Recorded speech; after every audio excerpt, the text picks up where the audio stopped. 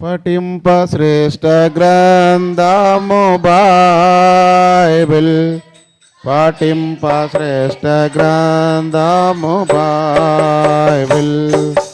అనుదినము పఠించిన ప్రేమ తోడ నడుపును, ఓ పఠింప శ్రేష్ఠ గ్రంథము బైబిల్.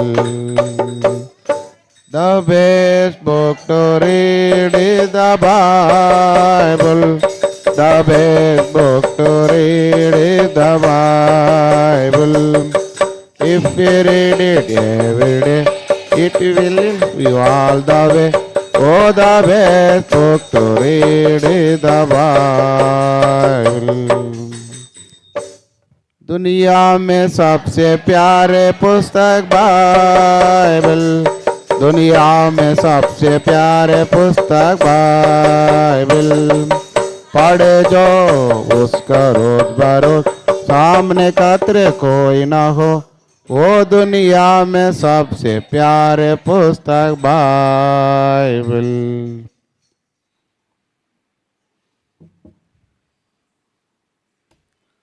మహారాష్ట్ర నుంచి కొన్ని ఫోన్ కాల్స్ వచ్చాయి నాకు.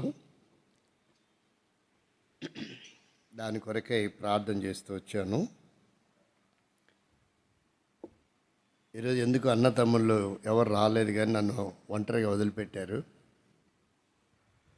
దేవుని కృపను బట్టి కొంత సమయము నేను మరొక సహోదరుతో గడపడానికి అవకాశం దొరికింది. సమయం 7:30 అయింది. ఒక చిన్న భాగాన్ని మనం పరిశీలన చేస్తాం. వారు ఎవరు, వారి చరిత్ర ఏంటి, వారి మూలాలు ఏంటి, దేవుడు వారిని అసలు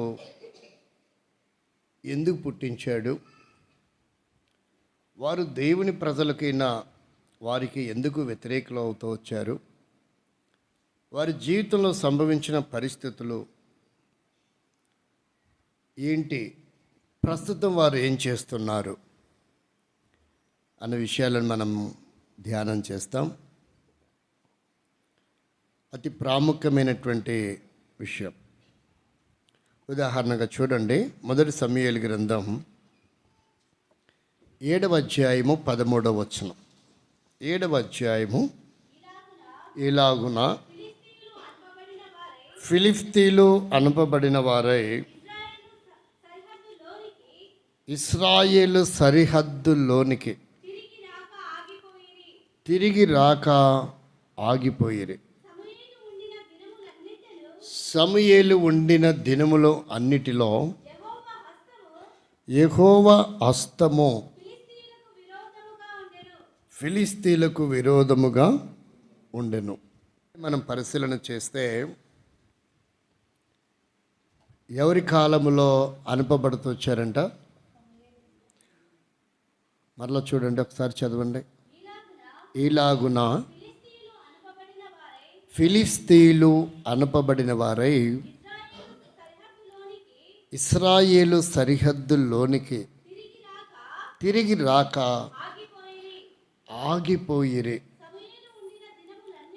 సమూయేలు ఉండిన దినములు అన్నిటను యెహోవా హస్తము ఫిలిష్తీయులకు విరోధంగా ఉండింది. ఎవరున్నంతకాలం అంటే ఇప్పుడు సమూయేలు ఈరోజు వరకు ఉండింటే ఏమైండేది అంటే ఈ వాక్యం ఇలా అర్థం చేసుకుంటేనే మనకు అర్థమవుతుంది, లేదంటే అది వ్యర్థమవుతుంది. అంటే సమూయేలుకి అక్కడ సౌలు రాజున్నాడు. సౌలు రాజున్న, ప్రవక్తలున్న, నాయకులున్న, మంత్రులున్న, సామంతులున్న, ప్రజలున్న, సైన్యమున్న ఫిలిష్తీయులు ఏం చేస్తూ వచ్చారంట? అనపబడలేదు. అసలు ఇశ్రాయేలీల మీదకి కయ్యానికి రావటం అంటే ఫిలిష్తీయులకు బాగా ఇష్టం. అదేంటో మనకు తెలియదు.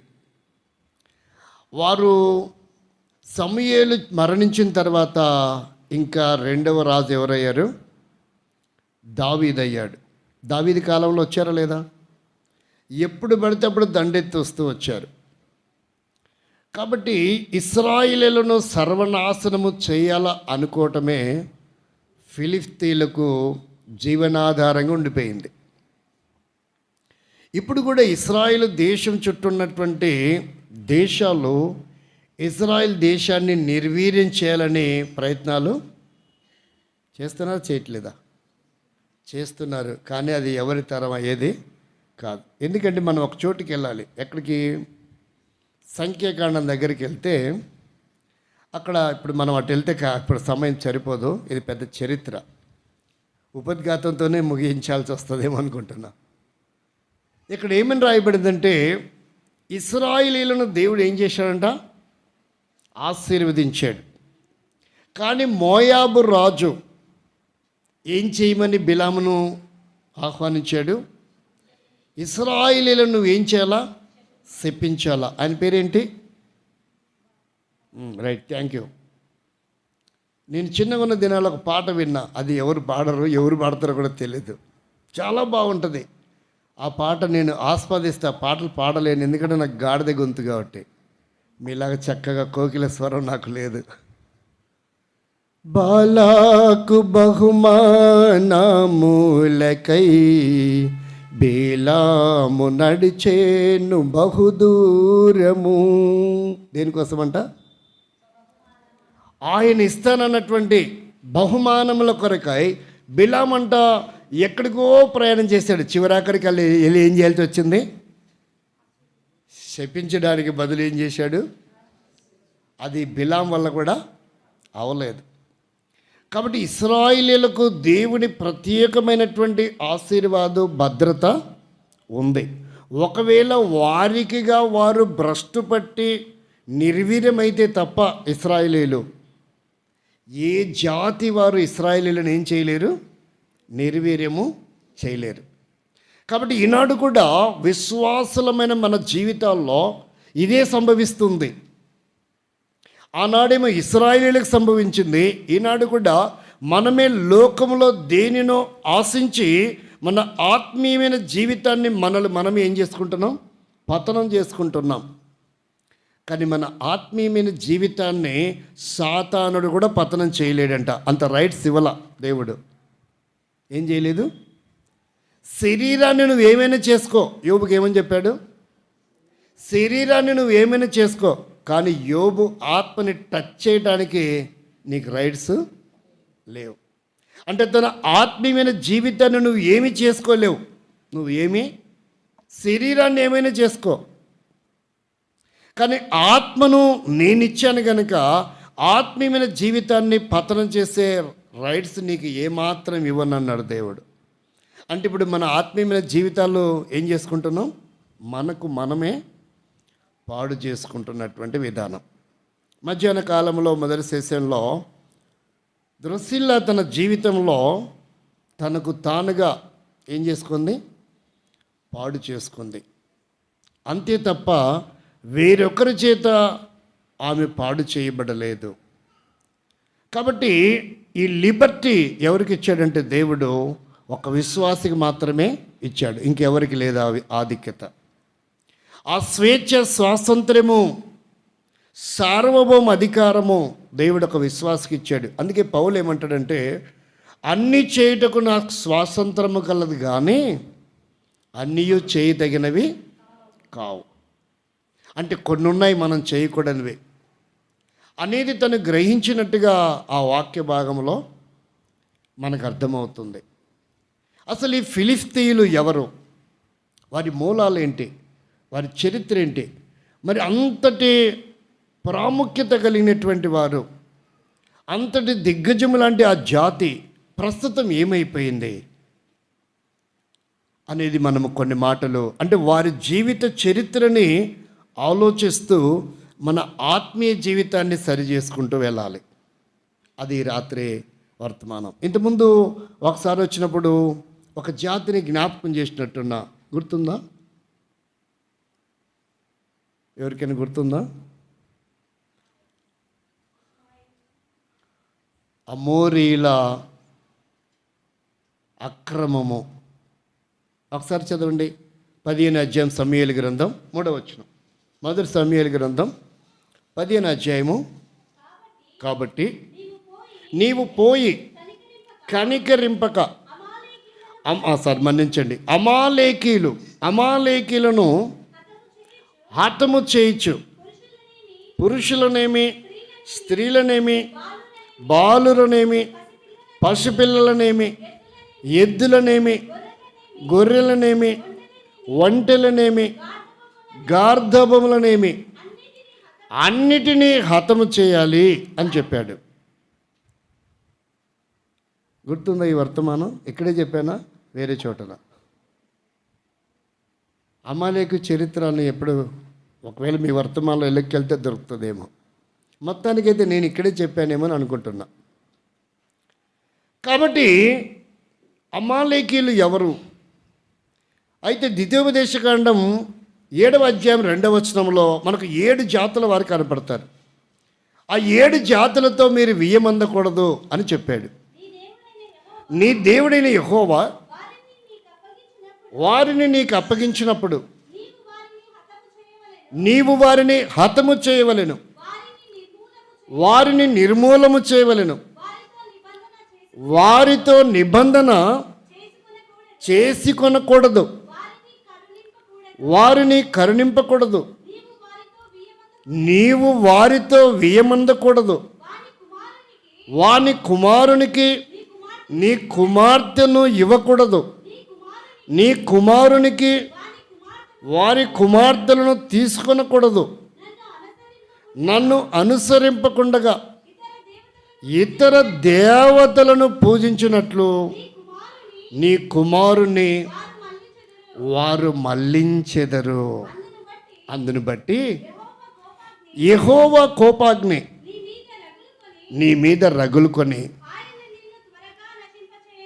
ఒకవేళ ఇలా జరుగుతుంది కాబట్టి జ్ఞాపకం చేస్తూ వచ్చాడు. ప్రియమైన వారులారా, మనం గమనిస్తే ఇదే అనుభవం ఊరికి అలా వెళ్ళి ఇలా వద్దాం. యెజ్రా గ్రంథం 9వ అధ్యాయము 2వ వచనం. ఇది కూడా ఎప్పుడో చెప్పినట్టుగా గుర్తొస్తుంది, కానీ ఊరికైనా మనం అవుట్లైన్ చూస్తున్నాం. మన సబ్జెక్టు ఫిలిష్తీయులు, వారి చరిత్ర, వారి మూలాలు, విధి విధానం, వారి పతనం ఎలా జరిగింది. వారి కుమార్తెలను పెళ్లి చేసుకొనుచు తమ కుమారులకు తీసుకొనుచు పరిశుద్ధ సంతతిగా ఉండవలసిన తాము ఆ దేశపు జనులతో కలుసుకుని వారైరి. ఈ అపరాధము చేసిన వారి లిస్ట్ ఎవరిదంటే అతి సాధారణమైన వ్యక్తులు కాదంట, దిగ్గజము లాంటి వ్యక్తులు చేశారంట. ఎవరంట వాళ్ళు? ఎవరది? ఇంకా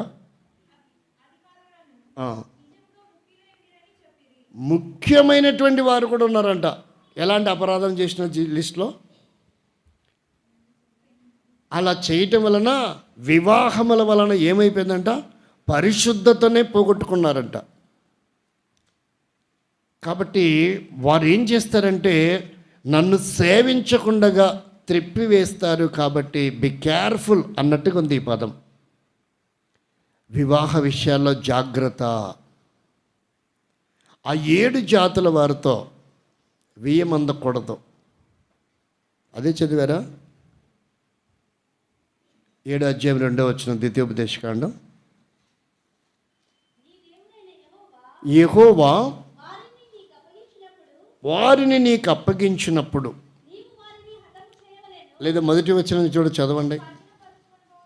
నీవు స్వాధీనపరచుకొనబోవు దేశంలోనికి నీ దేవుడైన యెహోవా నిన్ను చేర్చి బహుజనమును, అనగా ఇక్కడ రాశాడండి, సంఖ్యకు ఏంటంట, బలములో నిన్ను మించిన ఎవరెవరు? హిత్తీయులు, గిర్గాషీలు, అమోరీలు, కనానీలు, పెరిజీలు, హివీలు, యెబూసీలును, ఇలాగన కొన్ని జాతులు ఉన్నాయి. ఈ వీరే కాకుండా మోయాబీలు, ఫిలిష్తీయులు, మిథ్యానీయులు. అసలు వీళ్ళు ఎవరు? ఎక్కడి నుండి వచ్చారు? వారి మూలాలేంటి? వారికి ఇశ్రాయేలీయులకు ఎందుకు అలాంటి విపరీతమైనటువంటి వివాదాలు, యుద్ధాలు, సమస్యలు, పోరాటాలు అసలు ఎందుకు వచ్చాయి? అసలు దేవుడు ఎందుకు అనుమతి ఇచ్చాడు? గల కారణం ఏంటి అనే విషయాలు మనం పరిశీలిస్తున్నాం. వాటిలో ఈరోజు ఎవరంటే ఏ జాతి? ఫిలిస్తీయులు. ఒక్కోసారి నాకు పలక రాదు, ఫిలిప్పీలు అనుకుంటా. అది కొత్త నిబంధనలో ఏమని పలక అలవాటు అయిపోయింది మనకు? ఫిలిప్పీలు. ఇది ఫిలిస్తీయులు. చిన్న మార్పు ఉంది. ఆ కింద దానికి ఉన్న ఈ గీత తీసేసి ఏమైపోతుంది? ఇది కూడా ఫిలిప్పీలు అయిపోతుంది. కానీ ఇది ఫిలిస్తీయులు. ఒక్కోసారి నాకు పలక రాకపోతే మన్నించి మీరు అర్థం చేసుకోండి. ఈ మొరటోడికి తెలియలేదు కాబట్టి అలా పలికాడని. కాబట్టి అసలు ఈ జాతి ఎవరు? ఎందుకు సమూయేలున్నంత కాలం వారు ఆ దరిదాపులో కూడా రాలేదంట, బౌండరీలో కూడా రాలేదంట దాటి. సమూయేలు ఎప్పుడైతే శరీరాన్ని విడిచిపెట్టాడో వారు పెట్టరేగిపోయారు, చెలరేగిపోయారు. సౌలు అయిపోయాడు, దావీదు రాజు వచ్చాడు హృదయానుసారుడిగా. అయినప్పటికీ ఫిలిస్తీయులు దావీదు మీద కూడా యుద్ధానికి వస్తూ వచ్చారు. అసలు ఎక్కడ కూడా వారికి బలం, ఎక్కలేని బలం వచ్చింది. ఎవరు మిస్ అయ్యేవారికి? అమ్మయ్య, ఈ సమూయేలు ఎప్పుడు పోతాడో అనుకున్నాం, కానీ ఇంకా చివరాఖరికి వెళ్ళిపోయాడు. కాబట్టి ఒక్కోసారి అనుకుంటారు. నేను ఒకరోజు స్పీకర్గా ఒక చోటుకి వెళ్ళా, నాకు తెలియదు, ఆయన డైరెక్ట్గా అన్నాడు, దేవుని స్తోత్రం అనిపించింది. బ్రదర్ మీరు రాలేదు, మీరు మిస్ అయ్యారు అనుకున్నా, ఈరోజు నేనే స్పీకర్గా వర్తమానం చెప్పాలనుకున్నాను, బట్ మీరు వచ్చారు. ఏమన్నాడు? మీరు నిజంగా ఏమనుకున్నారు? మీరు నిజంగా ఏమనుకున్నారంటే మీరు చచ్చిపోయింటే బాగుండేది అనుకున్నా బ్రదర్ అన్నాడు. ఏమనుకున్నాడట? మీకు అర్థమవుతుందా? ఏమైతే బాగుండేదంట? ఒకవేళ మీరు బ్రతికితే ఏదో రకంగా వస్తారేమో, మీరు అసలు రాకుండానే ఉండి నేను వర్తమానం చెప్పాలంటే మీరేమైంటే బాగుంటుంది అన్నాడు. నేను అన్నాను, దేవుని స్తోత్రం బ్రదర్, నువ్వు అలా అనుకున్నావు కాబట్టి బతికిచ్చినట్టున్నాడు. బతికి రావాలనుకుంటే చంపేవాడేమో దేవుడన్నా. ఏంటి ఇలా అంటే కూడా నీకు కోపం రాలేదా అన్నాడు. ఎందుకు వస్తుంది? కోపపడాల్సిన అవసరత నాకైతే లేదు. నువ్వు అనుకున్నది అక్కడ ఇశ్రాయేలీయులకు, బాలాకు రాజు అనుకున్నది బిలాం చేయడానికి కూడా అవకాశం లేకపోయింది. కాబట్టి దానికి వ్యతిరేకం జరిగింది. ఇక్కడ మనం పరిశీలిస్తే వాడు లేకుంటే నేను చేస్తాను, ఆమె లేకుంటే నాకే వస్తుంది అనుకుంటాం మనం. సమూయేలు లేకపోయేసరికి ఫిలిస్తీయులకు బలం వచ్చేసింది. అంటే ఫిలిస్తీయుల సర్వ సమాజాన్ని కంట్రోల్ చేయగలిగిన శక్తి ఎవరి దగ్గర ఉండిందని తెలుసుకున్నారు? సమూయేలు. ఇలాంటి ఒక కుటుంబ సంరక్షణ కొరకు ఒక సమూయేలు ఉండాలి. ఒక సంఘ క్షేమం కొరకు దాన్ని నడిపించడానికి, వ్యవస్థను నిలబెట్టడానికి ఒక సమూయేలు లాంటి వ్యక్తి కావాలి. ఒక సహవాసములో ఒక పరిచర్య అద్భుతంగా ఆత్మీయంగా కట్టబడాలంటే, శత్రువులకి వెన్నులో వణుకు పుట్టాలంటే ఒక సమూయేలు కావాలి. చాలామందికి తెలియదు ఈ మర్మం. వాళ్ళు లేకపోతే నేను ఉంటాను అనుకుంటాం. అది బుద్ధిహీనమైన ఆలోచన. ఇక్కడ కనుక సమూయేలు ఉండింటే ఈరోజు కూడా ఒకవేళ దేవుడు ఆవిష్కారం ఇచ్చింటే ఇక ఫిలిస్తీయుల చరిత్ర గురించి మనకు ఆలోచన అవసరమే ఉండేది కాదు. దావీదుకి అతని గురించి శ్రమ కూడా ఉండేది కాదు. ఇదంతా సమూయేలు పోయాడు కాబట్టి జరిగినటువంటి సమస్య. నేనేమనుకుంటానంటే మన సహవాసానికి కూడా సమస్య వచ్చింది. ఆయన శరీరము ఆరోగ్యము తప్పిపోయినప్పటికీ మంచంలో ఉన్నంతకాలం సమస్య లేదండి. బెడ్ మీద ఉన్నంతకాలం. ఎప్పుడైతే దైవజనుడు భక్సింగ్ గారు శరీరాన్ని విడిచిపెట్టాడో చినుకు చినుకు గాలివానగా మారి జడివానగా మార్చబడింది. ఎలా అయింది? 2012-13 కల్లా అది విపరీతమైనటువంటి తీరం దాటిపోయింది. ఇక ఈరోజు తుఫాన్లు కూడా పేర్లు పెడుతున్నారు కదా. అది చాలా విచ్చలవిడిగా మార్పు చెందుతూ వచ్చింది. ఒకవేళ మహానుభావుడు ఇంకా ఉండింటే ఆలోచించండి. నేనైతే ఇలా ఆలోచిస్తాను మొరటుగా, మరి మీరు ఎలా ఆలోచిస్తారో నాకు తెలియదు. ఇక్కడ సమూయేలు పోవటంతోనే సమస్య ఎక్కువైపోయింది. కాబట్టి మనం ప్రార్థన చేయాలి, ప్రభువా నీ చిత్తమైతే నా ఆవిష్కారాన్ని పొడిగించు, నాకు కాస్త ఆరోగ్యం ఇవ్వు, ఇంకాస్త అభివృద్ధి అయ్యే వరకు నన్ను ఉంచు ప్రభువా భూమి మీద. నా కొరకు కాదు, నీ ప్రజల క్షేమం కొరకు, నీ నామ మహిమ కొరకు అని మనం అడగడం తప్పేమీ కాదేమో అని అనిపిస్తుంది నాకు. అంటే ఆయనకి ఇష్టమైతే ఉంచుతాడు, తీసేయాలంటే అది వేరే విషయం. కానీ తీసివేయబడే సమయం వచ్చింది ఎవరికి? హిజ్కియాకి. కానీ ఏం చేశాడంటే ఇంకా 15 సంవత్సరాలు ఆయుష్కాలం ఇచ్చాడు. తీసివేయబడే అవకాశం వచ్చినప్పటికీ ఆయుష్కాలం ఇచ్చాడు. ఒక్కసారి నేను చేసిన పరిచర్య విధానం కృపతో ఏమన్నాడు? జ్ఞాపకం చేసుకో ప్రభు అని అతను ప్రార్థన చేశాడు. అంతే. దేవుడు అనుకున్నాడు వీడిపోతే ఇంకోటి రాడేమో, కాబట్టి ఈయనకి కొంత ఆవిష్కాలం ఇద్దాం అనుకున్నాడో మనకు తెలీదు. ఎందుకంటే మనం ఆ టైపులో దాన్ని ఆలోచించకూడదు, అది దేవుని ఇష్టం. ఆయనకు తరుణం ఇచ్చాడు, మిగతా వారికి ఎవరికి ఇవ్వలేదు. ఒకవేళ ఇస్కరియోతు యూదాకి ఇచ్చింటే మార్పు చెందేవాడో లేదో మనకు తెలియదు, ఇవ్వలేదు. కాబట్టి ఇక్కడ మనం పరిశీలించుకోవాల్సిన విషయం ఏంటంటే, అసలు ఈ ఫిలిస్తీయులు ఎవరు, వారి తండ్రి తాత ఎవరు, వారు ఎందుకు అలా మార్పు చెందారు, ఇశ్రాయేలీయులకు ఎందుకు బద్ధశత్రువుగా మారారు, వారి సామర్థ్యాలు ఏంటి, ఏం చూసుకొని వారు అంతగా చెలరేగిపోతూ వచ్చారు, తర్వాత ముగింపు ఏమైపోయింది అనే విషయాలు మనము పరిశీలన చేస్తాం. రండి, ఇప్పటికీ చాలా టైం, అరగంట అయిపోయినట్టుంది. త్వరగా మనం ఆ మాటల్ని చూస్తాం దేవుని వాక్యంలో. ఆదికాండం 10వ అధ్యాయం. ఒకటి గుర్తుపెట్టుకోండి, మనం ఎవరి చరిత్ర మూలాలు తెలుసుకోవాలన్నా డైరెక్ట్గా ఆదాం దగ్గరికి వెళ్తే తెలీదు. డైరెక్ట్గా ఆదికాండం 10వ అధ్యాయం దగ్గరికి రావాలి. ఎందుకంటే 7వ అధ్యాయంతో ఏమైంది? జలప్రళయం వచ్చింది. ఇక ఓడలో ఉన్నవారు తప్ప అన్ని జాతులు ఏమైపోయినాయి? తుడిచివేయబడ్డాయి భూమి మీద. కాబట్టి ఆ 6 వ్యక్తులు ఎవరైతే ఉన్నారో తండ్రి, ఆ 3 కుమారులు, ఈ 4 కుటుంబాల నుంచి వచ్చారు అందరూ. లేదంటే నోవాహును కూడా ప్రక్కన పెడితే ఆ 3 కుమారుల నుంచే ఇప్పుడు 7 ఖండాలుగా ఉంది. ప్రపంచం ఎన్ని ఖండాలు అయింది? 3 ఖండాలుగా ఉన్న ప్రపంచం 7 ఖండాలుగా మార్పు చెందింది. ఒక్కొక్క కుమారుడు ఒక ఖండానికి ప్రయాణం చేస్తూ వచ్చాడు. అలాగున మన ఖండం, ఆసియా ఖండానికి ఎవరు వచ్చారు?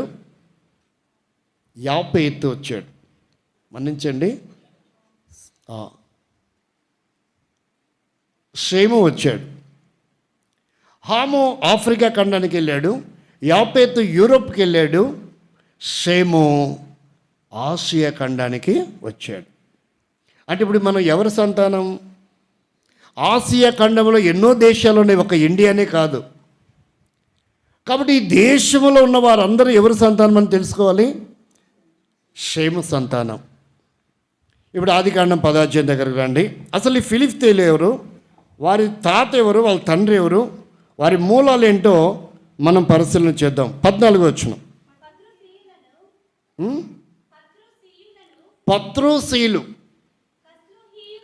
కస్త్రూహీలను, కఫ్తోరీలను కనెను. ఫిలిస్తీయులు ఎక్కడి నుంచి వచ్చారంట? పలకడానికి మీకే కష్టపడుతుంది, నా పరిస్థితి ఏదో ఒకసారి నుంచి. కాబట్టి ఫిలిస్తీయులు ఎక్కడి నుంచి వచ్చారంట? ఎందుకు వచ్చారు అసలు? వీళ్ళ తాత ఎవరు? వీళ్ళ తండ్రి మిస్రాయిము. వీళ్ళ తండ్రి ఎవరు? మిస్రాయిము తండ్రి ఎవరు? 6వ వచనం చదవండి, ఇంకా మనకు అర్థమవుతుంది. హాము కుమారులు కూషు. ఇప్పుడు అర్థమైందా? హాము ఎవరంటే శపించబడిన వాడు. హాము ఎవరు? శపించబడిన వాడు. అంటే ఆఫ్రికా ఖండం, అక్కడ బంగారం సర్వసమృద్ధి ఉంది, కానీ ఇంకా ఏముంది? శాపము విలేతాండమాడుతుంది. ఎందుకంటే ఆ తండ్రి యొక్క దిశములను చూచడం వలన, ఎగతాళి చేయటం వలన తను శాపగ్రస్తుడిగా చేయబడుతూ వచ్చాడు. ఇక్కడ మనం పరిశీలిస్తే ఈ మిస్రాయిము ఎవరి కుమారుడు అని రాయబడుతుంది? హాము కుమారుడు. ఎవరి కుమారుడు? ఇట్లాంటివన్నీ కొంత బైబిల్ చరిత్రలో, అంటే బైబిల్ స్టడీలో అయితే బాగుంటుంది, కానీ బైబిల్ స్టడీ కూడా ఎలా మారిపోయిందంట?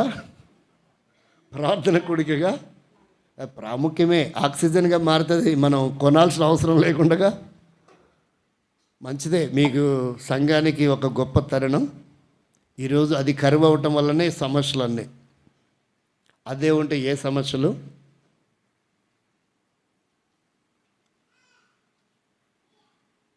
ఒక అక్క అడిగిందంట, ఏందమ్మాయి మా తమ్ముడు ఎలాగున్నాడు మరదలా అని అడిగిందంట. ఏమనింది? ఆడపడుచు తమ్ముని భార్యతో మాట్లాడుతుంది. ఆడపడుచు అంటారు, ఇక్కడ ఏమంటారు? ఆడపడుచునా? కొంతమంది చిన్నమ్మ అని పిలుస్తారంట, కొంతమంది వదినమ్మ అని పిలుస్తారంట, మరి ఇక్కడ ఏమంటారు నాకు అర్థం కావట్లా. కాబట్టి మా తమ్ముడు ఎలాగున్నాడే మరదలు అంటే, ఆయనే ఉంటే నాకు తెల్ల చీర ఎందుకు అంటే ఎంతకాలం అయిందో ఈ వదిన మరదలు కలుసుకోక. ఏమైందంట? ఏమనింది చెప్పండి? ఆయనే ఉండుంటే నాకు అంటే ఇప్పుడు తెల్ల చీర కూడా ఒక కోడ్ ఉందన్నమాట. ఏంటది? వితంతు అంటారా? భర్తను కోల్పోయిన స్త్రీ. కాబట్టి ఇక్కడ సమూయేలే ఉండింటే ఫిలిస్తీన్లకి పవర్ ఉండేది కాదు. ఆయన లేకపోవటం వలన వచ్చింది.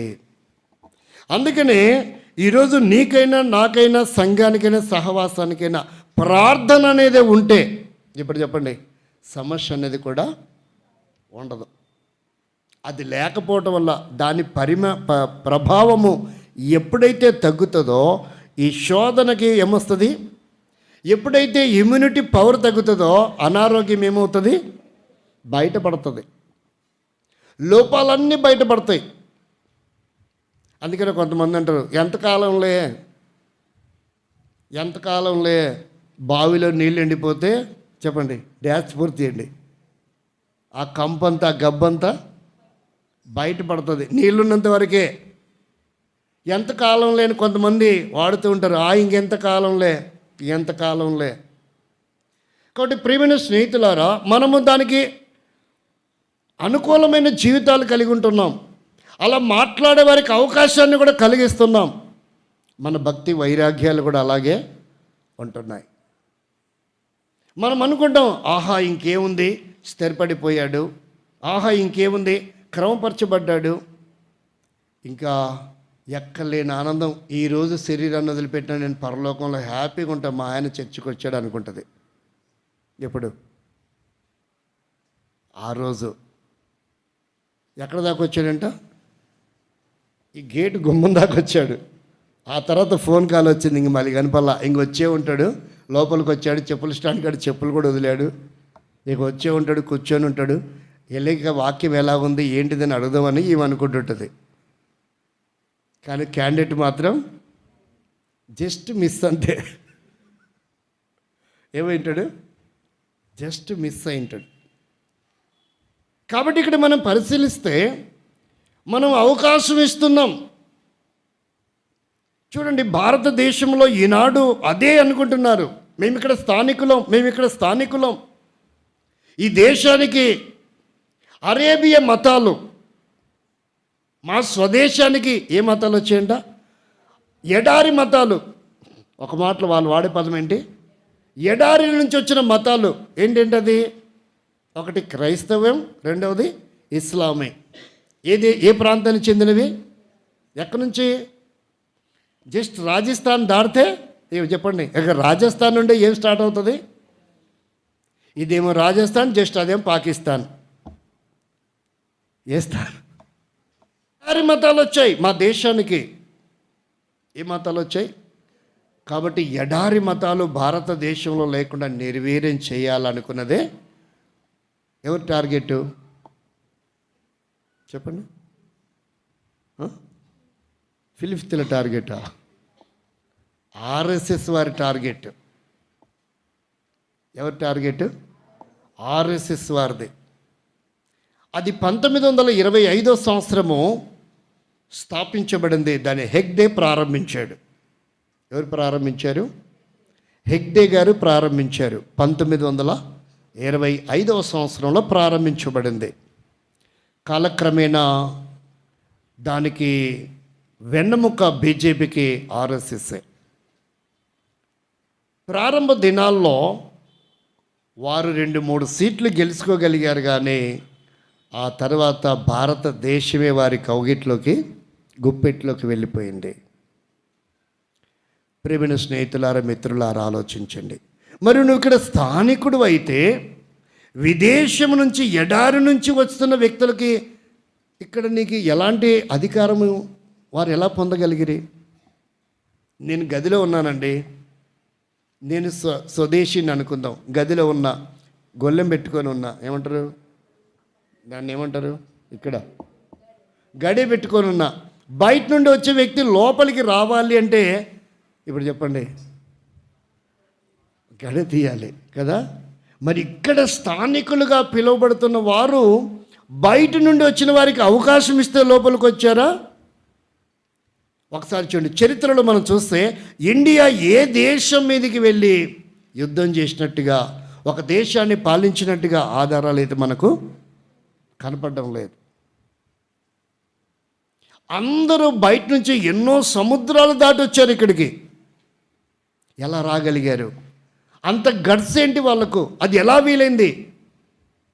ఏ వాహనం వాళ్ళు వాడారు? కానీ మనకంటూ ఏమీ లేదు. ఒక చోటుకి వెళ్ళి యుద్ధం చేశారని. ఒక్క బ్రాహ్మణుడు సహోదరుడైన, భారతీయుడే కాబట్టి సహోదరుడు అనక తప్పదు. ఎందుకంటే మీరు ఏం చేశారు? దాదాపు 10th క్లాస్ వరకు ఏం చేయాల్సి వచ్చింది? ఇంటర్మీడియట్లో కూడా చేస్తారా? ప్రతిజ్ఞ చేశారు కాబట్టి భారతీయులు ఎవడైనా సహోదరులే. ఒకడంటా ఉన్నాడు, బ్రదర్, చర్చికి వచ్చిన వాళ్ళందరూ నేను ఏమని పిలవాలో అన్నాడు. బ్రదర్స్ అని పిలిస్తే బాగుంటుంది కదా. ఓకే. ఇటువైపు ఉన్న వాళ్ళని సిస్టర్స్ అని పిలవాలా? అవునా? మీరేమనుకున్నారంటే ఒక్క అవకాశం నాకు, నన్ను మన్నించి నా పట్ల దయ చూపి ఒక్క అవకాశం ఇవి అన్నాడు. ఎందుకు చెప్తున్నాడో నాకు అర్థం కాలే. ఒక్క అమ్మాయిని తప్ప మిగతా వాళ్ళందరినీ సిస్టర్స్ అంటాడంట. ఏమంటాడంట? ఒక్క అమ్మాయిని తప్ప మిగతా వాళ్ళందరినీ సిస్టర్స్ అంట. ఒక్క అమ్మాయిని మాత్రం ఒక ఆప్షన్ నాకు వదిలే అన్నాడు. ఏంటంటే అమ్మాయిని పెళ్లి చేసుకోవాలని పెళ్లి చూపుల కోసం వచ్చాను, న్యాచురల్గా చూడడానికి వచ్చాడంట. ఎవరో చెప్తే దేనికి వచ్చాడంట? న్యాచురల్గా చూసి ఆమె భక్తి వైరాగ్యం ఏంటో, ఆమె గుణగణాలు ఏంటో, ఆమె మందిరంలో ఎలా పరిచయం చేస్తుందో. ఇవన్నీ ఎందుకు చెప్తున్నా తెలుసా? బీ కేర్ఫుల్, ఇక్కడ కూడా ఎవడని వచ్చిపోతున్నారేమో అని. ఏంటది? ఒకవేళ అలాంటి వాళ్ళు ఇక్కడ కూడా వచ్చి వెళ్తున్నారేమో తెలియదు. ఎందుకంటే వాడు ఏమనుకున్నాడు? విన్నాడు, అవునో కాదో పరిశీలించడానికి వచ్చాడనమాట. కాబట్టి ఒకవేళ అలాంటి అవకాశం ఉంటే మనం ఫెయిల్ అవుతామేమో. కాబట్టి బహుజాగ్రత్తగా ఉంటే ఎంత మంచిదో. ఈ ఫిలిస్తీయులు, అతని తండ్రి పేరు ఏంటంట? మిస్రాయిము. మరి వాళ్ళ తాత పేరేంటి? హామో. శపించబడినటువంటి జనాంగములో నుండి పుట్టిన వారే ఎవరు? ఫిలిస్తీయులు. ఈ ఫిలిస్తీన్ల లక్షణాలు ఎలాంటివంటే, ఈ ఎలాగో శాపగ్రస్తులం కదా, ఎలాగో ఆశీర్వాదకరమైన వారం మేము కాం. కాబట్టి దేవుని ఆశీర్వాదము పొందినటువంటి వీరిని గెలిస్తే ఎవరిని గెలిచినట్టు? దేవుణ్ణి గెలిచినట్టు. అది వన్ టార్గెట్. యోబును ఓడిస్తే ఎవరు ఓడించినట్టు అనుకున్నాడు సాతాను? సృష్టికర్తను నేను ఓడించినట్లు. అప్పుడు వాడు అంటాడు, రే వాడిని టచ్ చేయాలంటే ముందు ఎప్పుడన్నా అన్నావా? జాగ్రత్త, అనుభవకు, తేడాలు వస్తాయి. అంటే ఇక్కడ వీళ్ళ ఆలోచన ఏంటంటే, ఎలాగో దేవుణ్ణి నేను గెలవలేను, యోబుని గెలిస్తే నేను ఎవరు గెలిచినట్టు? దేవుణ్ణి గెలిచినట్టు. ఎలాగో నేను దేవుని గెలవలేను కాబట్టి ఫిలిస్తీన్లను గెలిస్తే, ఫిలిస్తీన్లు అనుకున్నారు, ఇశ్రాయేలును గెలిస్తే ఎవరు గెలిచినట్టు అనుకున్నాడు? సృష్టికర్తతో మేము యుద్ధము చేసినట్టే, ఆయనను ఓడించినట్లే. కొంతమంది అంటారు, నాతో ఏం దళపడతావు కానీ నా శిష్యుని పంపిస్తా. రాజులు అయితే ఏం చేస్తారంటే, పెళ్లి కుమారుడిగా యువరాజుని పంపరు. ఏం పంపుతారు? అతను వాడే ఖడ్గాని పంపుతారు. దానికి ఏం చేయాలా? దానికి చేస్తే పెళ్ళి అయిపోయినట్టే. అది వాళ్ళు పెట్టుకున్న సిద్ధాంతం. కాబట్టి ఇక్కడ మనం గమనిస్తే వివాహాల విషయాల్లో వాడుతున్న పదం భారతదేశ సాంప్రదాయ ప్రకారం ఏం కడతారంట? చెప్పండి. మంగళసూత్రం. అసలు భారతదేశానికి ఏ సాంప్రదాయం ఉందో ఈ దరిద్రుడికి తెలియదు. రిజిస్టర్తో మాట్లాడుతున్న మాట ఇది. విశ్వాసితో, సంఘ పెద్దతో, సేవకుడితో కాదు ఇది. ఎవరితో చెప్తున్న ఈ మాట? రిజిస్టర్కి తెలియదు. పైపెచ్చి ఏమని చెప్తాడు? భారతదేశ సాంప్రదాయ ప్రకారం ఏం చేస్తున్నాడంట? భారతదేశంలో చాలా మతాలు ఉన్నాయండి. భారతదేశంలో 29 రాష్ట్రాలు ఉన్నాయి. తెలుగు రాష్ట్రాలలో వాడబడుతున్న సాంప్రదాయమే మంగళసూత్రాధారణ. ఇంకా చాలా రాష్ట్రాల్లో అసలు మంగళసూత్రం అంటే ఏంటో తెలీదు. చాలా మతాలకు మంగళసూత్రం అంటే ఏంటో తెలీదు. ఆలోచించండి. ఎప్పుడైనా వీలైతే ఎవరిదైనా పెళ్ళి అవకాశం ఉంటే అప్పుడు ఆ విషయాలు పంచుకుంటే, ఇప్పుడు మనకు సమయము సరిపోదు. కాబట్టి ఇక్కడ మనం పరిశీలన చేస్తే ఈ ఫిలిస్తీన్ల యొక్క విధి విధానంలో వారికి పుట్టిన దుర్బుద్ధి వేరుగా ఉంది. వారిలో ఉన్నటువంటి అలవాట్లు, ఆచారాలు కేవలము ఇశ్రాయేలీయులను జయించామనడానికి కాదు. ఎవరు జయించడానికి? శత్రువు ఎప్పుడు కూడా ఒక అవకాశం కొరకు ఎదురు చూస్తూ ఉంటాడు. ఏంటంటే, ఒక స్ట్రిక్ట్ ఆఫీసర్లో ఒక బలహీనుడైన వాడు ఎవరినైనా పట్టుకొని వానికి ఏం చేస్తారు? ఏదో ఎర్ర చూపిస్తారు. వెండో, బంగారమో, ఉద్యోగమో, ప్రమోషనో, ఆస్తో, డబ్బో. అలాగున అతని ద్వారా అతను పట్టుకొని ఏం చేస్తారు? వీక్ పాయింట్స్ తెలుసుకుంటూ ఉంటారు. ఇక్కడ మనం గమనించవలసిన విషయం ఏంటంటే, ఒక సందర్భంలో, బహుశా అది 1969 కాబోలేమో, ఒకడు 300 మందిలాగా యుద్ధం చేశాడు. ఒక్కడే పేరు కూడా మర్చిపోయాను. ఒక్కడే ఏం చేశాడంట? 300 మంది ఉన్నట్టుగా అతను యుద్ధం చేస్తూ వస్తే, అక్కడ ఎంతమంది ఉన్నారో తెలుసుకోవడానికి క్యారియర్ మోసుకొని వచ్చినోని పట్టుకున్నారు. ఎంతమంది ఉన్నారు అక్కడ అంటే, మీరు అనుకున్నట్టు అక్కడ 300 మంది లేరు, 400 మంది లేరు. ఉండేది ఎవడు? ఒక్కడికి ఎంత భయపడిపోయామా మేము? ఒక్కడిని మేము జయించలేక గజగజలాడిపోయామా? ఆ ఒక్కడే అలా ప్రయోగం చేస్తున్నాడంట. అంటే ఒకసారి ఈ గన్లో నుంచి బుల్లెట్ పేల్చడం, మరొకసారి మరో గన్నులో నుంచి. అతనుకున్నటువంటి ఆ నాలెడ్జ్ చూడండి. వణికించాడు. తర్వాత పట్టుబడి చంపారనుకోండి, అది వేరే విషయం. ప్రియమైన వారలారా, కాబట్టి ఇక్కడ దేవుడికి ఇచ్చినటువంటి ప్రత్యక్షత, మనం చంపబడే వారంగా ఉన్నామా? అనుక్షణం చంపే వారంగా. అంటే చంపడం అంటే ఏంటి? భౌతికంగా కాదు, స్వభావాన్ని చంపుకోవాలా. నీలో నాలో దాగి ఉన్న దేవునికి ఆయాసకరమైన శత్రుగా మారిన ఇతరుల మీద ద్వేషము కుళ్ళు కుతంత్రాలతో ఏవైతే మనలో పరిపాలిస్తున్నాయో వాటిని మనం ఒక్కొక్కటి ఏం చేయాలా? చంపాలి తప్ప మనుషుల్ని మనం చంపడానికి వీలు లేదు. కాబట్టి ఇక్కడ దేవుని వాక్యాన్ని పరిశీలన చేస్తే చూడండి, మొదటిగా మనం చూస్తాం ఫిలిష్తీయుల గురించి, పతనమును గురించి, అక్రమను గురించి దేవుడు ఆయా గ్రంథాలలో రాసి పెట్టాడు.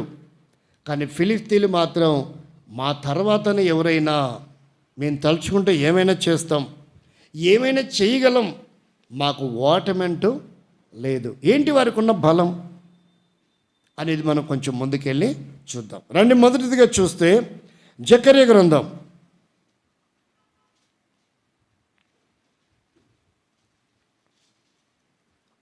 9:5 చదవండి. జకర్యా గ్రంథం 9:5. అస్కేలు అను దానిని చూచి జడియును, గాజా దానిని చూచి, గాజా దానిని చూసి, మొదటి పేరేంటి? అష్కేలోను, గాజా. తర్వాత ఆమోసు 9:7 కూడా చదవండి. వీరికి ఒక 5 ముఖ్య పట్టణాలు ఉన్నాయి ఫిలిష్తీయులకి. ఇశ్రాయేలీయులారా 9:7. ఇశ్రాయేలీయులారా మీరును కూషీయులను నా దృష్టికి సమానులు కారా? నేను ఐగుప్తు దేశములో నుండి ఇశ్రాయేలును కఫ్తోరు దేశములో నుండి, ఏ దేశం వారంట వీరు? కఫ్తోరీయులు కాస్త ఫిలిష్తీయులుగా మార్పు చెందుతూ వచ్చారు. ఇది కొంచెం క్రిటికల్, కానీ మీరు కొంచెం అర్థం చేసుకోగలిగితే నా కోపరసం చేస్తే బాగుంటుంది. లేదంటే ఆపరేషన్ చేసి బెడ్ ఎక్కించిన వాళ్ళు అవుతారు.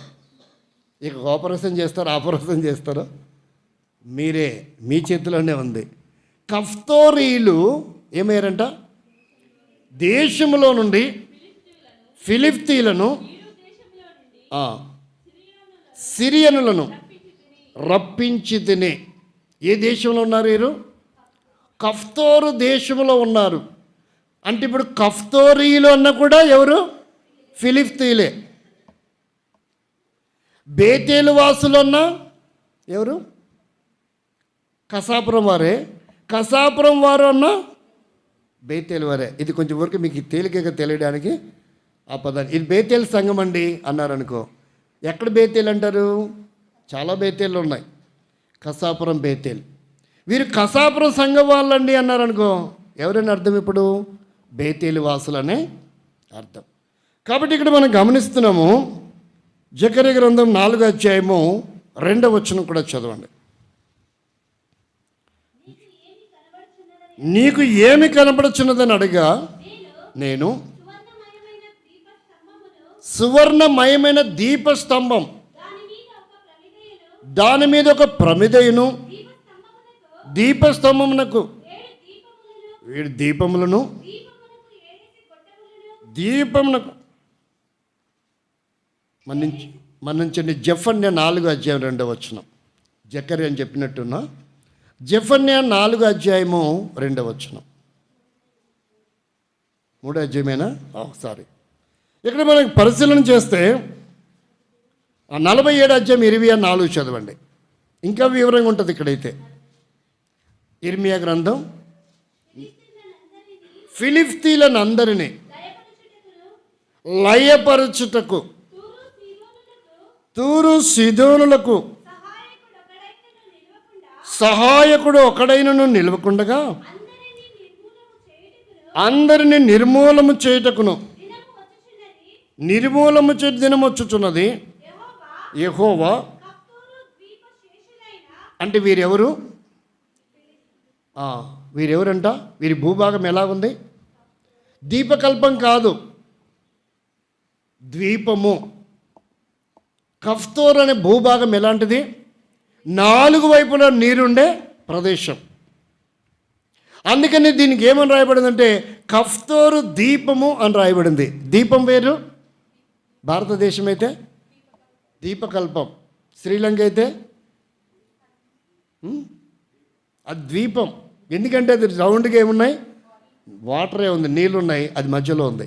భారతదేశం అయితే 3 వైపుల నీరు ఉన్నాయి, ఒకవైపు భూభాగం ఉంది. కాబట్టి ఇది దీపకల్పం.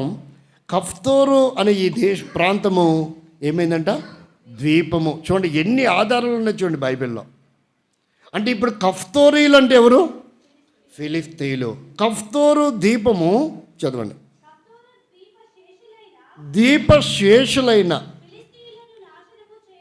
అంటే ఇప్పుడు అర్థమైందా?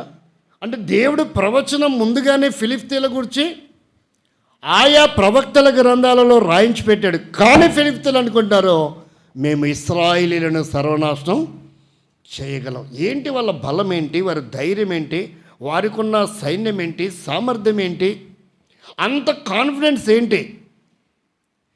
ఒక శత్రువుకి ఇంత ఆలోచన ఉన్నప్పుడు విశ్వాసులమైన మనకు ఇంతటి ఖచ్చితమైన ఆలోచన ఉందా?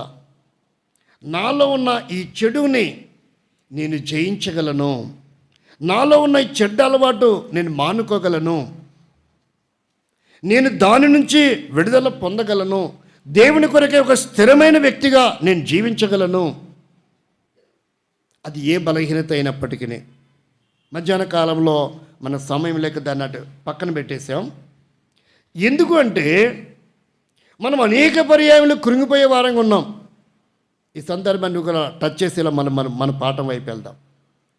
ఏంటదంటే గెమరే యొక్క అనుభవం ఏంటంటే విశ్వాసమునకు కర్త దానిని కొనసాగించేవాడు.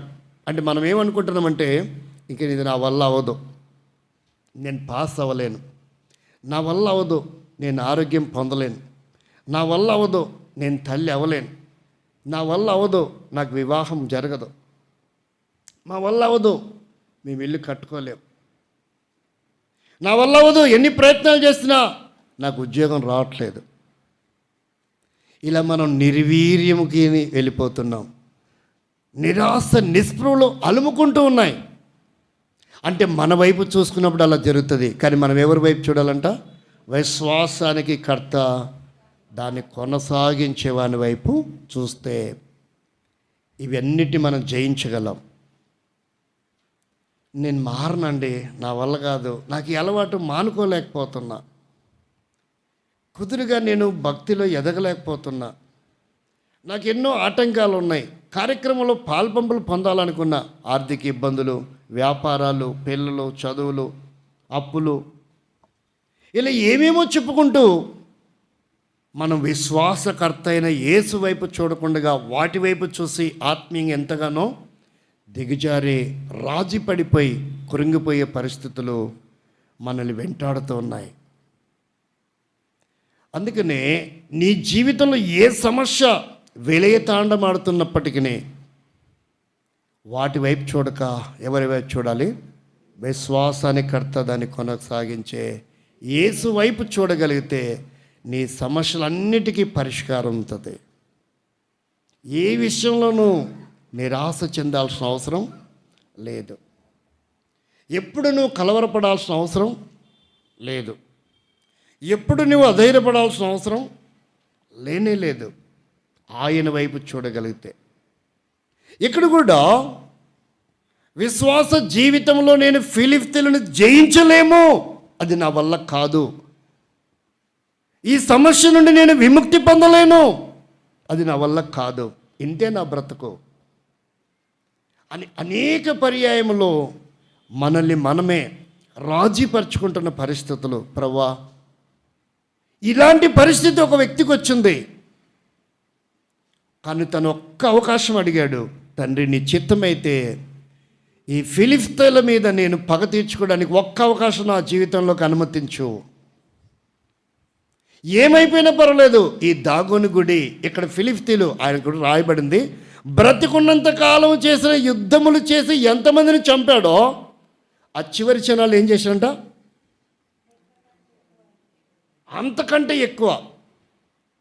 ఎవరి జీవితంలో ఎలా ఉన్నాడు? అప్పుడు బలము లేదు, అభిషేకం లేదు, బానిసగా గానుగను తిప్పే పరిస్థితిలో ఉండి ఒక్క అవకాశం అడిగాడండి. దేవుడు ఇచ్చాడా లేదా? కానీ మనం మాత్రం ఇంకా నాదంతా అయిపోయిందిలే, ఇంకా ఏమిట్లు ఏం కాకముందుకే. కాబట్టి ప్రేమైన సోదరి సోదరుడా, యవనస్తుడా అలా నీ శరీరంలో ఫిలిస్తీన్లు ఎంత బలాఢ్యులు అయినప్పటికీ, నీ సమస్య ఎంత పటాటమైనది, ఎంత జటిలమైనప్పటికీ, నా వల్ల కాదు, నేను ఈ పిల్లలు బాగు చేయలేను, వీరిని పెంచలేను, వీరిని పోషించలేను, చదివించలేను, పెళ్లి చేయలేను, ఈ కుటుంబాన్ని కట్టలేను, నా బ్రతికింతే, నా వల్ల కాదు, నిరాశ చెందుతున్నావా? నువ్వు అనుకుని రాలేదు, ఏదో అలా కనపడి ఇలా వెళ్ళిపోదాంలే అనుకుని వచ్చావేమో. కూర్చుంటానని కూడా అనుకోలేదేమో, చాలా ఆలస్యం అయిపోతుంది కదా, తిరిగి వెళ్ళిపోతే ఏదో కాసేపుకి వచ్చాంగా, వాళ్ళు చెప్తున్నారు వీళ్ళు చెప్తున్నారు, అట్లా కూర్చుందాంలే. ఎంత సంవత్సరాల నుంచి ఎక్స్పీరియన్స్ ఉంది హెబ్రోను సహవాసంలో, ఎంతమంది సేవకుల్ని చూడలేదు, ఎంతమంది స్పీకర్స్ని చూడలేదు, ఏడెవడో మొరటోడేగా, ఏముందిలే, బైబిల్ చదువుకోలేదా, మన దగ్గర బైబిల్ లేదా అని అప్పుడప్పుడు తలంపు వచ్చినా కంగారు పడాల్సిన అవసరం లేదు. నీ జీవితంలో ఉన్న నిరాశ ఏదైతే ఉందో దాని వైపు చూడక, నీ సమస్య ఎంత జటిలమైనదైనా, ఒకవేళ ఆ సమస్య ఎవరెస్ట్ శిఖరం 1000 సార్లు ఒకదాని మీద ఒకటి పెట్టినప్పటికీ నువ్వు కలవరపడాల్సిన అవసరం లేదు. నువ్వు నమ్మింది నిజమైన క్రీస్తునైతే, నీ రక్షణలో ఆ నిజాయితీ ఉంటే, ఆ ప్రత్యక్షత ఉంటే, నీ విశ్వాస జీవితం సరైనదే అయితే నిన్ను ఎవ్వడు కదిలించలేడు. ఏ సమస్య నిన్ను కదిలించదో. ప్రతి చోట నువ్వు విజయమే పొందుతావు. అపజయాలన్నీ కూడా దేవుడు నీకు విజయముగానే మారుస్తాడు. ఎలా మారుస్తాడో నీకు అనవసరం. ఆయన తలుచుకుంటే రెప్పపాటున నీ కొరకు ఎర్ర సముద్రాన్ని కూడా పాయలు చేయగలడు. సమస్య ఒకవేళ శత్రువు 7 మార్గాల గుండా వస్తే పటాపంచలు చేసేవాడిగా ఉన్నాడు. ఇక నీ విశ్వాసంలో నీ భక్తిలో లోపం ఉంటే ఎవరు చేసేదేమీ లేదు. కాబట్టి ప్రస్తుతము ఆ కఫ్తోరు దీపము ఏమని పిలువబడుతుందో తెలుసా? క్రేతు ఏమని పిలువబడుతుంది? పౌలు తన పరిచర్యలో మేము క్రేతుకు వచ్చితిమి, క్రేతు దీపమునకు వచ్చితిమి, అక్కడ మాకు ఇలాంటి పరిస్థితి విపత్తు ఏర్పడింది. ఇలాంటి మాటలు పౌలు పరిచర్యలో అపోస్తల కార్యంలో మనం చదవచ్చు. సమయం అయిపోయింది, నేను అలా చెప్పి ముగిస్తాను. కాబట్టి కఫ్తోరు అనేది ఒక ద్వీపం. ప్రస్తుత కాలము అది క్రేతు అనే పేరుతో నామకరణంతో పిలువబడుతూ ఉన్న భూభాగం. కాబట్టి ఇలాంటివి అనేక విషయాలు మనము పరిశీలించాలి. ద్వితీయోపదేశకాండం 2వ అధ్యాయము 23వ వచనం. అక్కడ చూస్తే అసలు ఆ భూభాగం ఎవరిదో రాయబడింది. చదవండి. ద్వితీయోపదేశకాండం 2వ అధ్యాయం 23వ వచనం. గాజా వరకు గ్రామములలో నివసించిన ఆవీలను కఫ్తోరులో నుండి బయలుదేరి వచ్చిన కఫ్తోరీలు నశింపచేసి. అంటే ఇప్పుడు ఎవరి భూభాగాన్ని ఆక్రమించారు? లాజిక్గా ఆలోచించండి. చదివేటప్పుడు బి కేర్ఫుల్గా చదవాలి. ఆవీల భూభాగం ఇది. ఎవరు భూభాగం? మరలా చదవండి, కన్ఫ్యూజ్ అవ్వకుండా చదవండి. గాజా వరకు గ్రామములలో నివసించిన ఆవీలను కఫ్తోరులో నుండి బయలుదేరి వచ్చిన కఫ్తోరీలు ఏం చేశారంట? నశింపజేశారు. ఆవీలను నశింపజేసి వారి చోట నివసించిరి. అంటే ఈ ఫిలిస్తీన్లు ఎవరిని పడితే వారిని జయించుకుంటూ ద గ్రేట్ అలెగ్జాండరు ఆయా దేశాలను జయించుకుంటూ ఇండియా బార్డర్ వరకు వచ్చాడంట. ఎక్కడి వరకు వచ్చాడు? ఆ తర్వాత రిటర్న్ ప్రయాణంలో అతను మరణించాడు. పక్కన పెట్టండి. ఇలా చదవడానికి తలంపు వచ్చింది కాబట్టి ఒక మాట చదువుదాం. దానియేలు గ్రంథం 8వ అధ్యాయం 5వ వచనం. ఎవరైనా చదువుతారా? ఊరికైనా అలా చదవండి. ఎప్పుడైనా వస్తే దాని గురించి దేవుడు ప్రేరేపిస్తే ధ్యానిస్తాం. నేను ఈ సంగతులు ఆలోచించుకొని చుండగా ఒక మేకపోతు పడమర నుండి వచ్చి కాలు నేల మోపకుండగా భూమి ఎందంతటా పరుగులెత్తెను. దాని రెండు కనుల మధ్యనొక ప్రసిద్ధమైన కొమ్ము ఉండెను. ఈ మేకపోతు చూచిన పొట్టేళ్లను సమీపంలోకి వచ్చి భయంకరమైన కోపంతో బలముతోను దాని మీదికి ఢీకొని వచ్చాను. నేను చూడగా ఆ మేకపోతు పొట్టేళ్లను కలుసుకొని మిక్కిలి రౌద్రము గలదై దాని మీదికి వచ్చి పొట్టేళ్లను గెలిచి రెండు కొమ్ములను పగులగొట్టెను. ఆ పొట్టేలు ఎదిరింపలేకపోయాను గనక ఆ మేకపోతు నేలను పడద్రోసి ఇంటికి మేకపోతే ఎవరు? ఆ కొమ్మ ఏంటి? క్రొమ్మ అంటే ఏంటి? శృంగనాదం. కొమ్మునేమని ఒకప్పుడు నేను కూడా చూశాను, మీరు చూసారో లేదో. కొమ్ము బూరలు ఉండేటువంటి దాన్ని ఏమని పిలుస్తారు? అవి ఇక ఎవరు వాడతారు? ఎవరు వాడతారు? ఆ జాతి వారు. ఏ జాతి? ఏమనాలా? అరుంధతి అనాలా? ఆది జాంబవంతుడి అవిశిష్టత కలిగినటువంటి వారు. పక్కన పెడదాం, మనం ఆ టాపిక్ ఇప్పుడు అటెల్ తిట్టు రాలేం. అసలు ఈ మేకపోతే ఎవరు? కొమ్మ ఏంటి? ఎవరిని ఓడించింది? ఎందుకు సాధించింది?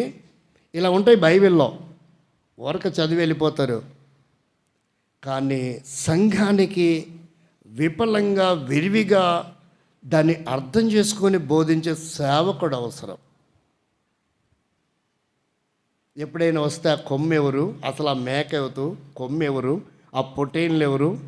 పగలగొట్టింది దేన్ని? ఏం చేసింది? ఏం జరిగింది అనేది ఊరికల్లా టచ్ చేసి ముగిస్తారు. మన పాఠం దగ్గరికి వెళ్దాం. ఇక్కడ చూడండి, 23వ వచనం ద్వితీయోపదేశ కాండంలో 2వ అధ్యాయం 23వ వచనంలో రాస్తున్నటువంటి మాట, హవీలను వాళ్ళు ఏం చేశారంట? జయించారు. ఇంతకీ ఈ ఫిలిస్తీన్ల పట్టణములో 5 ప్రాముఖ్యమైన నగరాలు ఉన్నాయి. ఇప్పుడు మనకు వార్తల్లో ఉష్ణోగ్రత చెప్పాలనుకోండి, ఎన్ని పట్టణాల పేరు చెప్తారు? తిరుపతి, విజయవాడ, విశాఖపట్నం, డ్యాస్. ఒకప్పుడు హైదరాబాద్ కూడా ఉండింది. ప్రధానమైన 4 పట్టణాలు ఆంధ్రప్రదేశ్లో. ఇక మిగతా పట్టణాల గురించి చెప్పరు. ఇప్పుడు ఆంధ్రప్రదేశ్లో మనము విశాఖపట్నం, విజయవాడ, తిరుపతి గురించి చెప్తున్నారు. ఇంకా నేను ఈ మధ్య కాలంలో రాష్ట్రం విడిపోయిన తర్వాత టీవీలో ఎప్పుడు వార్తలు వినలేదు కాబట్టి నాకు తెలియట్లేదు. అలాగే ఫిలిస్తీన్లో కూడా 5 ప్రాముఖ్యమైన పట్టణాలు ఉన్నాయి. ఎన్నున్నాయి?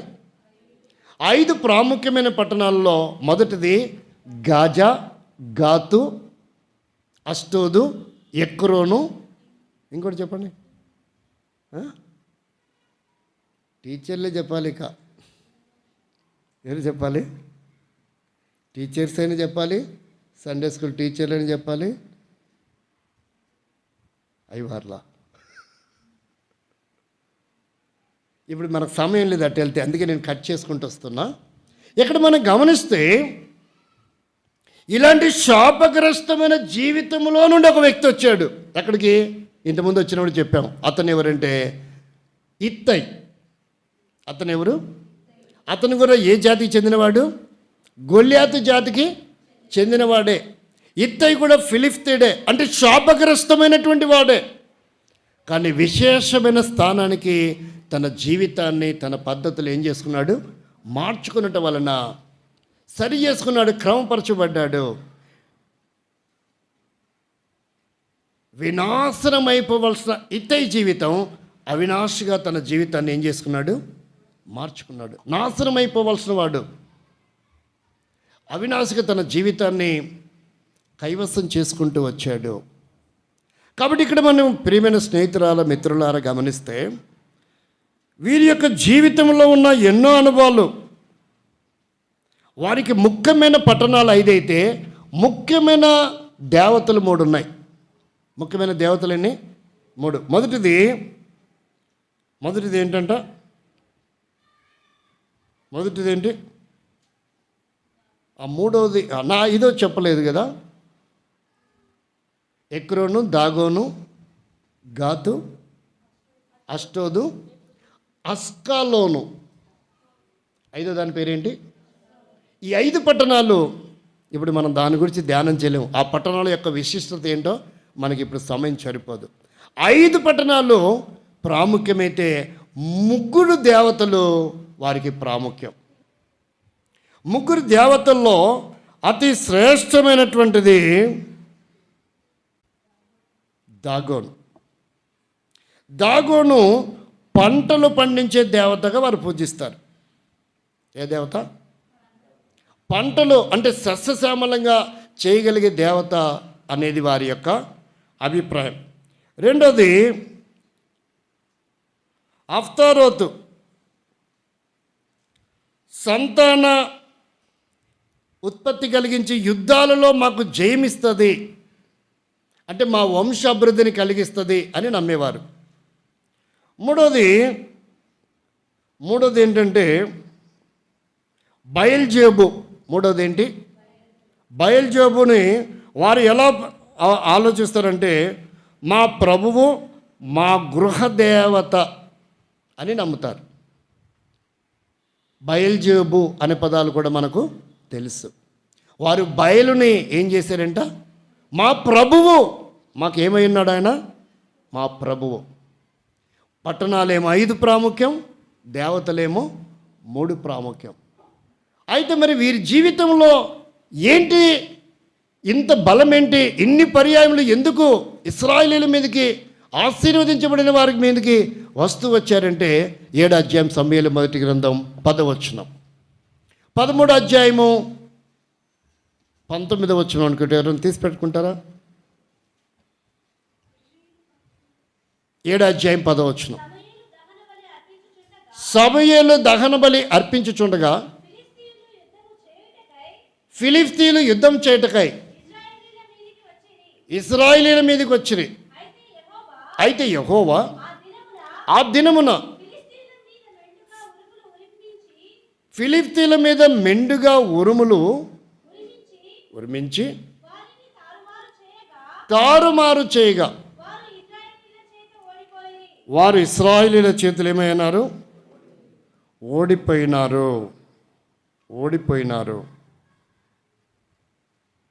మరి గమనిస్తే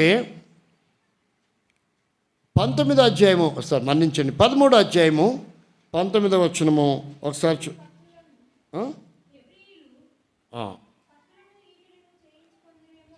ఎబ్రీలు కత్తులు ఈటలు చేయించుకొని మాతో యుద్ధానికి వస్తారేమో అని ఫిలిష్తీయులు ఇశ్రాయేలీయుల దేశం అంతటా ఎవరిని చేశారంట? అర్థమవుతుందండి మీకు? అంటే ఒకవేళ వీరు ఆయుధాలు ప్రిపేర్ చేసుకుంటారేమో, ప్రిపేర్ చేసుకొని మన మీదకి వచ్చి మనల్ని చంపుతారేమో. కాబట్టి అసలు ఆ దేశంలో, ఆ ప్రాంతంలో ఎవరు లేకుండా చేశారు? మొట్టమొదట అసలు ఆయుధాలు తయారు చేసే వాళ్ళని లేకుండా చేశారు. బా, ఏం నాలెడ్జ్ చూడండి. ఎవరిది? ఫిలిస్తీన్లకున్న నాలెడ్జ్ ఇది. ఆలోచించారండి? వాళ్ళకు రథాలు, రౌతులు, బహుబలము కలిగిన, సామర్థ్యం కలిగిన వారు ఉన్నారు. దాన్ని చూసుకొని ఎవరి మీదకి వచ్చారు వీళ్ళు? ఇశ్రాయేలు మీదకి కయ్యానికి కాలు దూతూ వచ్చారు. ఎప్పుడు పడితే అప్పుడు ఇశ్రాయేలులను నిర్వీర్యం చేయాలని ప్లాన్ చేస్తూ వచ్చారు. అంతటి బలాఢ్యులు ప్రస్తుతము ఇశ్రాయేలీల జీవితంలో కనీసము పోషక పుల్లను కూడా వాళ్ళు ఏం చేయలేకపోతూ వచ్చారు, కదిలించలేకపోతూ వచ్చారు. నీ శత్రువు ఎంతటి బలాఢ్యుడైనా నిన్నేమీ చేసుకోలేరు. నువ్వు గ్రహించడం లేదు. వాక్యాలు ఊరకనే చదువుకుంటున్నావు. ఆ బైబిల్ ఉంటాయిలే, పెద్దలు చెప్తారులే, సేవకులు కూడా చెప్తారులే. ఏంటది? 54 యెషయా గ్రంథం 17వ వచనం. చెప్తారులే, రాయబడి ఉందిలే. అది నీ జీవితంలో ప్రాక్టికల్ కాదు అనుకుంటావు. ఈ గ్రంథంలో రాయబడిన వాక్యమైన, అక్షరమైన, పొల్లైనా తొలగిపోదు అన్న విషయాన్ని నువ్వు మర్చిపోయావు. భూమి ఆకాశములు గతిస్తాయి కానీ ఏమాత్రం నిరర్థకం కాదు అనే సంగతి మర్చిపోతున్నావు. చూడండి ఏమంటున్నాడంటే, నీకు విరోధముగా రూపించబడిన ఆయుధము, ఆయుధమైన, జాతైన, వంశమైన, వ్యక్తి అయినా, గోత్రమైన, ప్రాంతమైన, ప్రదేశమైన, గుర్తుపెట్టుకోండి, నువ్వు నిజమైన విశ్వాసగా దేవుని కొరకు జీవిస్తే తప్ప ఆ సమయంలో ఇలాంటివి ఎన్ని చెలరేగినా అసలు నిన్ను ఏమాత్రం టచ్ చేయడానికి కూడా అవకాశం లేదు. ఏమాత్రం నీకు ఓటమి అనేది లేకుండా చేస్తాడు. ఒకవేళ నిందలు, అవమానములతో తృణీకరించబడి, గాయపరచబడి, ఎగతాళి చేయబడి, గేలి చేయబడి బ్రతుకంతా వేస్ట్, ఇక మరణమే శరణం, నా జీవితంలో ఏ ప్రయోజనం లేదు, ఏ జయము లేదు, అంతా అపజయమే. కొంతమంది అనుకుంటారు అది రాయలసీమ పదమే, వానికి గుడికి కోతలెల్లా, అదేం పదమో బస్సులో విన్నా నేను. అది ఏ ప్రాంతంలో నేనేం పాపం చేశానో, నా తలరాత ఒకరోజు కూడా రాత్రి పగలు లేకుండా చేశాడు, కంటిన్యూగా చీకటికి వ్యాతంగా చేశాడు నా బతుకుని, ఒకరోజు నేను సుఖపడింది లేదు అని ఒక అక్క చెప్తా ఉంది, ఒక అక్కతో పక్కన. అదేందో నాకు అర్థం కాల. అట్టా రాత రాశాడు వాడంటుంది. వాడంటే ఎవరు? ప్రియులారా గమనించండి, మన తలరాతను మార్చుకోవచ్చు. ఎవరు మార్చుకున్నారు? మార్చుకున్న వాళ్ళు ఉన్నారు లేదా? పౌరాణికం ఎంతమంది తెలుసు? మార్కండేయ తలరాత మార్చుకున్నాడు. సావిత్రి కూడా ఏం చేసింది? తలరాత మార్చుకుంది. ఇక్కడ ఫిలిస్తీన్ల వంశంలో పుట్టి మరణానికి పాత్రుడైన ఎత్తయి కూడా ఏం చేసుకున్నాడు? తలరాత నీ చేతిలో ఉంది. నీ తలరాతను మార్చుకునే పవర్ దేవుడు నీ చేతికి ఇచ్చాడు. అది నువ్వు తెలుసుకోలేకపోతున్నావు. దాన్ని ఎలా, ఆయుధం అయితే ఉంది కానీ ఎలా వాడాలో తెలియట్లా, నీకు ఎలా సద్వినియోగం చేసుకోవాలో తెలియట్లా, ఎలా ఉపయోగించుకోవాలో తెలియట్లేదు, ఎలా విజయం పొందాలో తెలియడం లేదు. కాబట్టి నా జీవితం అంతా అపజయమే, మేలు జరగదు, ఆశీర్వదించబడను, కలిసి రాదు, ఇంతే నా బ్రతుకు అనుకుంటున్నావు. ప్రియమైన సోదరి సోదరా, శత్రువు ఎప్పుడు కూడా నీ మీద విజయం పొందకుండా అవసరమైతే నీ కాళ్ళ దగ్గర వచ్చి కాళ్ళు పట్టుకుంటట్టు చేస్తాడు. ఆ చివరి వచ్చిన చదవండి, ప్రార్థన చేసుకుంటాం. జెఫన్యా గ్రంథం 3వ అధ్యాయము 19వ వచనం. ఆ కాలమున అంటే ఒక కాలం రాబోతుంది, ఒక సమయం రాబోతుంది. ఆ రోజు కొరకు నువ్వు ఎదురు చూడాలి. ఆ కాలమున నిన్ను హింస పెట్టి వారినందరినీ నేను శిక్షింతును, కుంటుచూ నడుచువారిని నేను రక్షింతును, చెదరగొట్టబడిన వారిని సమకూర్చుదును. ఏ ఏ దేశములలో అంటే ఇప్పుడు మనం దేశాలు దాటిపోవాలని కాదు, ఒక్కసారి మనం దేశం దాటకుండానే ఈయన కూర్చొని గురజాడ అప్పారావు దగ్గరికి వెళ్తే సరిపోద్ది. దేశం అంటే మట్టి కాదోయ్, దేశం అంటే మనుషులు. కాబట్టి ఏ మనుషుల మధ్యలో, ఏ కాలేజీలో, ఏ స్కూల్లో లేక ఏ గ్రామంలో, ఏ సంఘంలో, ఏ వీధిలో, ఏ తోటికోడ మధ్య, ఏ తోటి అల్లుళ్ళ మధ్య, ఏ సహోదరుల మధ్య దూషించబడి, ఎగతాళి చేయబడి, గేలి చేయబడుతున్నావో ప్రియమైన సోదరి సోదరుడా, అదే సంఘంలో, అదే గ్రామంలో, అదే కాలేజీలో, అదే కంపెనీలో, అదే వీధిలో, అదే కుటుంబంలో దేవుడు ఏం చేయబోతున్నాడంటే నీకు ఖ్యాతి, మంచి పేరు కలగ చేయడానికి, అంటే క్రియేట్ చేయడానికి నీకోసం ఆయన పని కట్టుకొని సంసిద్ధంగా ఉన్నాడు. నిన్ను ఉన్నతమైన స్థితిలో ఉంచాలని, నీ శత్రువుని పాదము కింద అణిచివేయాలని, అంకురములాగా నువ్వు ఎదగాలని, ఉన్నత శిఖరం మీద నువ్వు కూర్చోవాలని దేవుడు ఇష్టపడుతున్నాడు. ఆ క్షణం, ఆ రోజు రాబోతుంది. ఇంకెంత కాలము అని ఎప్పుడు కూడా నిరాశ చెందాల్సిన అవసరం లేదు. ఒక అద్భుతమైన తరుణం, అవకాశం దేవుడు నీకు కూడా ఇవ్వబోతున్నాడు. దేవుడు పక్షపాతి కాడు. ఒక సంసోనికి మాత్రమే సాధ్యమది అని ఎప్పుడు కూడా వాక్యాన్ని నీకు ఇష్టం వచ్చినట్టుగా మార్చుకోబోకు. ఆయనంటే మహానుభావుడు, నాజీరు చేయబడినవాడు అనుకోద్దు. నీకంటే ఎంతో వేదన, దరిద్రత అనుభవించిన వాడిగా ఉన్నాడు. కానీ తన ప్రార్థన అంగీకరించబడుతూ వచ్చింది. తన జీవితంలో ఒక అద్భుతం, ఆశ్చర్యకరము చేయగలిగాడు. నీకు కూడా చరిత్ర పుటలో ఒక పేజీ ఉంచబోతున్నాడు. చరిత్ర కలిగిన వ్యక్తిగా నీ జీవితాన్ని ఇతరులకు మాదిరిగా చూపించబోతున్నాడు. ఆ క్షణం రాబోతుంది. ప్రభువా, అది నాకు కూడా త్వరగా అనుమతించు. ఫిలిష్తీయుల మీద ఇశ్రాయేలీయులకు ఇచ్చిన జయం, ఈరోజు ఫిలిష్తీయుల పేరు మీద ఏ భూభాగం లేదు. ఏ దేశము వారికి స్వాతంత్రము కలిగిన దేశము కనబడుతుందా? లేదు. కానీ ఇశ్రాయేలీయుల దేశమైతే ప్రపంచ పటంలో ఉంది. అలా దేవుడు నీ జీవితాన్ని కూడా చేయబోతున్నాడు. ఫిలిష్తీయులు నిర్వీర్యం కాబోతున్నారు. నీ శత్రువు అణిచివేయబడబోతున్నాడు. నీ భక్తిలో, నీ ఆత్మీయతలో నువ్వు దేవుని కొరకు ఎక్కడ పాడై భ్రష్టు పట్టి పతనమైపోతూ వచ్చావో తిరిగి నువ్వు అక్కడ లేపబడితే, ప్రభు నన్ను కూడా జ్ఞాపకం చేసుకో, ఒక్కసారి నాకు అవకాశం ఇవ్వు. ప్రభు వైపు చూస్తే ప్రార్థనలోన, ఆరాధనలోన, పరిచర్లోన, భక్తిలోన, క్రమంలోన, దేవునికి అర్పించే విషయంలోన, దేవుని సేవ చేసే విషయంలోన, పరిచర్యలోన ఎక్కడ నువ్వు వెనక్కి తగ్గాయో, నీ జీవితంలో కొరత ఏర్పడుతూ వచ్చిందో, దాని విషయంలో ప్రభు దగ్గర సమాధాన పడితే అపజయాలన్నీ కూడా నీ కొరకు ఎలా మార్పు చెందుతాయి? జయాలుగా మార్చబడబోతున్నాయి. నీ శత్రువులందరూ అణచివేయబడబోతున్నారు. నీ పాదం దగ్గరికి రాబోతున్నారు.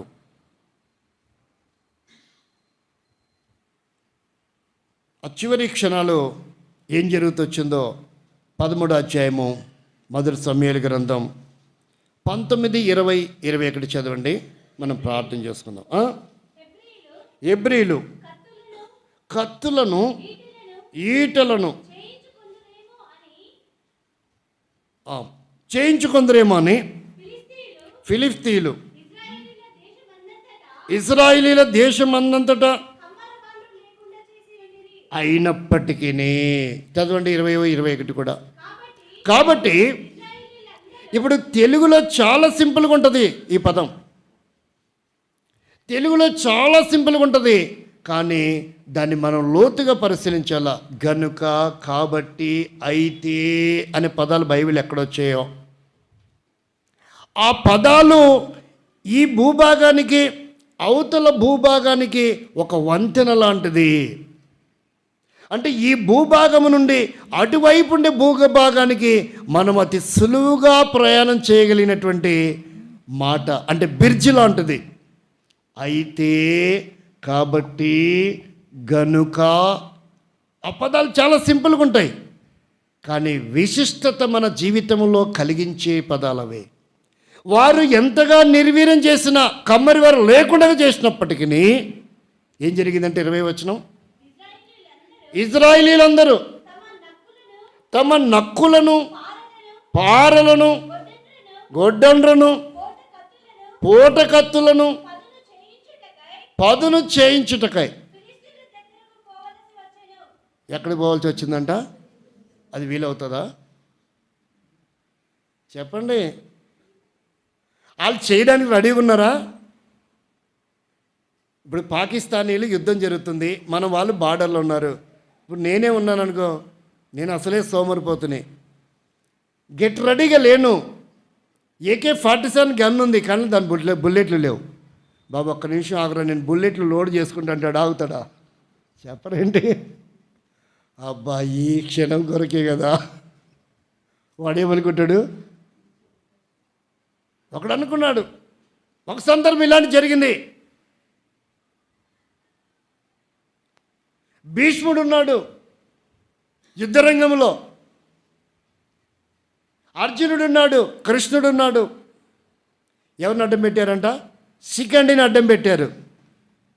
భీష్ముడికి శిఖండితో యుద్ధం చేయడం. శిఖండి అంటే ఎవరు? ఇక్కడ లేరు శిఖండిలు. శనివారం కొట్లకాటికి ఆడికి వచ్చి రోడ్ల మీద చప్పట్లు కొడతారే, ఏమని పిలుస్తారు? తెలీదా? ఏంది ఎవరు తెలీదా? తెలిసినంత వాళ్ళు చేతులు ఎత్తండి. విజయరాజు కొడుకు నువ్వు చెప్పు. చూడలేదు ఎవరు అట్టటోళ్ళని? ఎంతమంది చూస్తారు? చేతులు ఎత్తండి. నువ్వు కూడా చూసావా? కాబట్టి భీష్మునికి అది అవమానకరం. అందుకని ఏమన్నా తెలుసా? అర్జునా, ఇదే రైట్ టైం. ఏం చేయాలా? శిఖండి చేతి క్రింద నుంచి వెళ్ళి భీష్ముడికి ఏం తగలాలి? బాణం తగలాల. ఒకవేళ ఈ సమయం కనుక మిస్ అయితే నా తాతల తరం కూడా, నీ తరం కాదు, ఎవరి తరం కాదు, నా తాతల తరం కూడా కాదు. రథము ఇరుక్కున్నప్పుడు చక్రం యుద్ధం చేయడం అది ధర్మం కూడా కాదు. ఒకవేళ యుద్ధ నీతి అంటే అర్థం ఏంటో తెలుసా? వెనక నుండి కూడా బాణం వేయకూడదు. ఖచ్చితంగా ఎదురు నుండి ఎలా ఛాతి మీదనే వేయాల. అందుకనే ఛాతికి ఏం పెట్టుకుంటారు? కవచం. డాలంటే చేతికుంటుంది. డాలంటే ఎక్కడుంటుంది? డాలంటే చూసారు ఎప్పుడైనా? పోలీసులు లాఠీ చార్జ్ ఇచ్చేటప్పుడు వాళ్ళ దగ్గర సైడ్ పెట్టుకోవడానికి ఉంటుంది. అర్థమైందా? దాన్నే డాల్ అంటారు. దాన్ని ఏమంటారు? అంటే అతనికి ప్రమాదం జరగకుండా తను తాను కాపాడుకోవటానికి అది డాల్ అనమాట. దాన్ని డాల్ అని పిలుస్తారు. కాబట్టి ఇక్కడ మనం చూస్తే ఆ తర్వాత కింద పడుతుంటే ఏం చేశాడో తెలుసా? అర్జున, భీష్ముడు కింద పడకూడదు, నువ్వు అర్జెంటుగా ఏం చేయాలా? ఒక స్టేజ్ కట్టాలా. ఒక అంబు వేస్తే, అంబు స్టేజ్ లాగా తయారు చేస్తే దాని మీద దాదాపుగా 50 పైచులకు బాణాలు వేశారు. ఇంకా బ్రతికే ఉన్నాడు కొన్ని గంటలు. కానీ కృష్ణుడికి ఒకే ఒక బాణం కాలు బ్రొటన వేలికేస్తే అయ్యగారు క్షణాల్లో సెలవు చీటి పాడేసుకున్నాడు. వాళ్ళు వచ్చేయమంటారంటే, యేసు ప్రభు 3 మేకులు ఏం చేయలేకపోయాడు, మరి ఒక్క బాణం తీసుకోలేకపోయాడు. 2 చేతులు ఖాళీగానే ఉన్నాయిగా, సచ్చాడు దెబ్బకే. ఈయనకన్నా చేతుల్లో మేకులు, కాళ్ళల్లో కూడా తీసుకోలేక కాదు, రక్షణ కార్యం జరిగించాలంటే అలా వేలాడదీయబడాల్సిందే. చివరి రక్తపొట్టంతా దారిపోయాల్సిందే. ఆడికి తెలియదు అవన్నీ.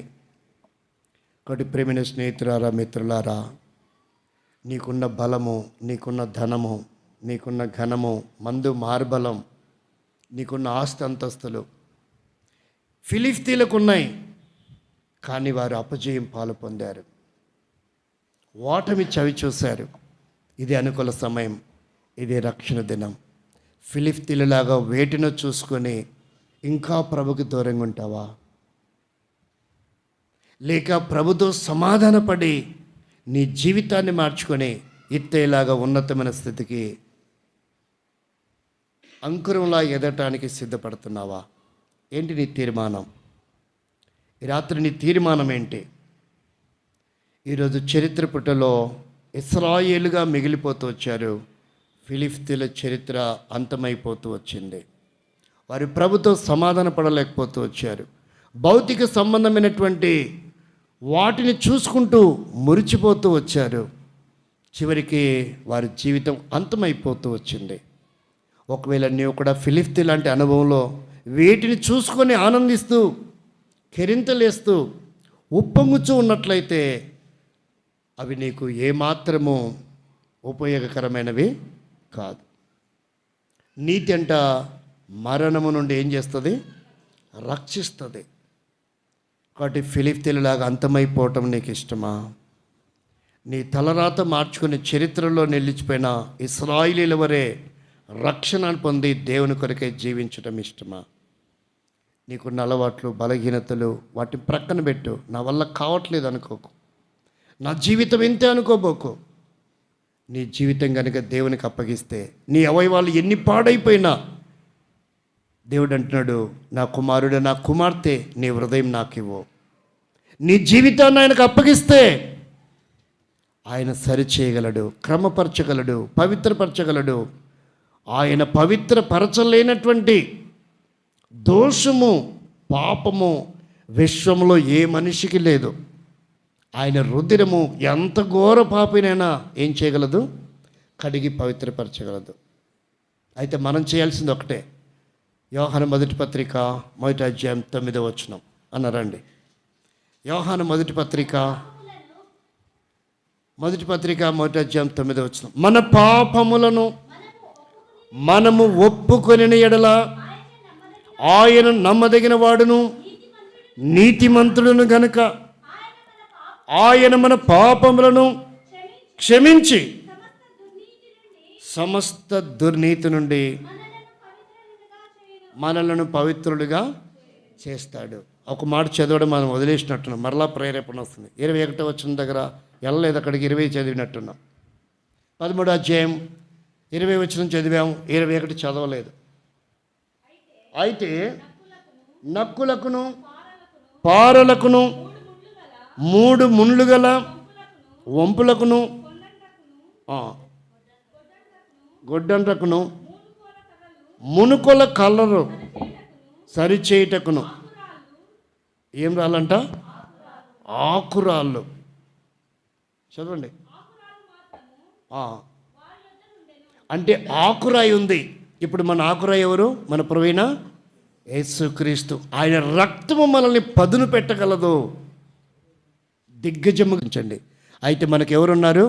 ఆకురాయి కంటే అద్భుతమైనటువంటి మన ప్రభువైన యేసుక్రీస్తు నీ కొరకు నా కొరకై 2023 సంవత్సరాల క్రితం ఆ కల్వరి శిలువలో యజ్ఞ పశువుగా బలిగా చేయబడింది. ఎందుకంటే మన జీవితాన్ని పదును పెట్టాలని, పవిత్రపరచాలని, శత్రువుల మీద విజయం ఇచ్చి ఉన్నతమైన స్థితిలో భూమి మీద ఉంచి ఈ శరీరాన్ని విడిచిన తర్వాత యుగ యుగములో ఆ నిత్య రాజ్యములో ఆయనతో నీవు నేను మనం కూర్చోవాలన్నదే దేవుని యొక్క ముఖ్య ఉద్దేశం.